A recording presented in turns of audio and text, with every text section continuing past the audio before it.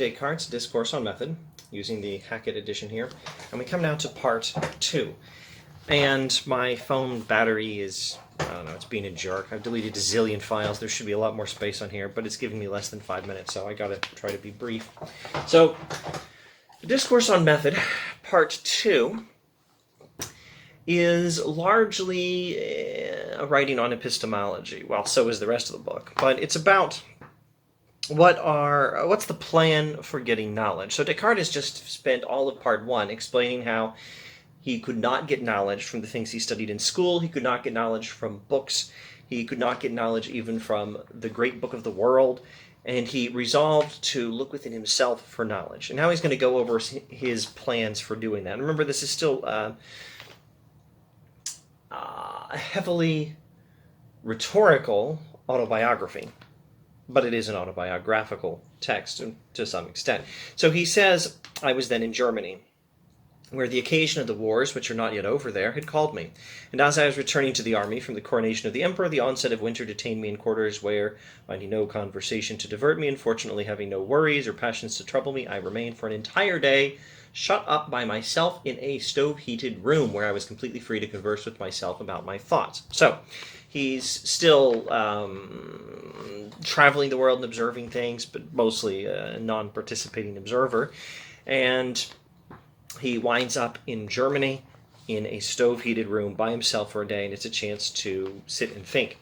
And this sitting and thinking in the stove-heated room continues from page 9 here, where he first mentions it, until page 16.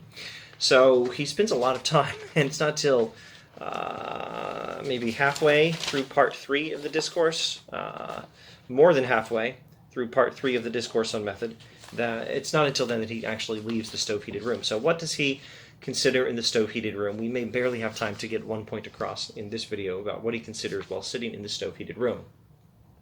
He says, one of the first was that it occurred to me to consider, among my thoughts that is, one of the first was that it occurred to me to consider that there is often not so much perfection in works composed of many pieces and made by the hands of various master craftsmen as there is in those works in which but a single individual has worked.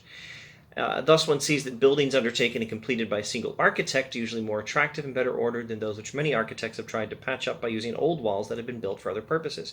And he repeats the illustration talking about a city and some other things. And he actually, I think, has a reference to Plato's Republic, talking about the laws of Sparta being devised by a single individual and tending towards the same end. So the point here is that things are better arranged when they're done by one person, for one purpose, and in an orderly fashion. Now, all of this is an illustration for how knowledge should be done.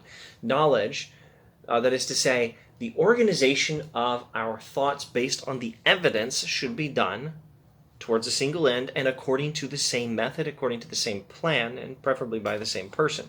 Instead, what Descartes has is centuries, in fact millennia, of inherited thoughts, often like walls in a building built for other purposes than they're now being used for.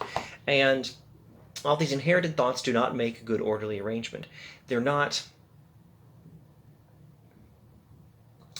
all chosen for the same end, or by the same person, or according to the same plan, which is to say the same method.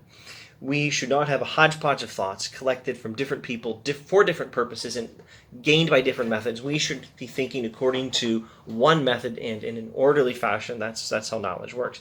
Now, the illustration of a building is crucial in Descartes, and I'll just see if I can explain that and then shut up and continue in the next video.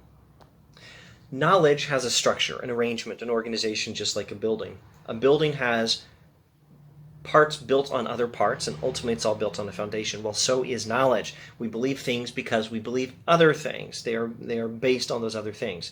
And those other things are based on other things, which are based on other things until you get down to the foundation. So for knowledge to work, you need a solid foundation, and you need things to be built on that foundation in an orderly fashion, like a well-organized building. So Descartes is observing that the system of beliefs he has inherited is not like that, and he thinks we can do better. He's going to have a strategy for starting again and building better from the foundation. Thanks for watching.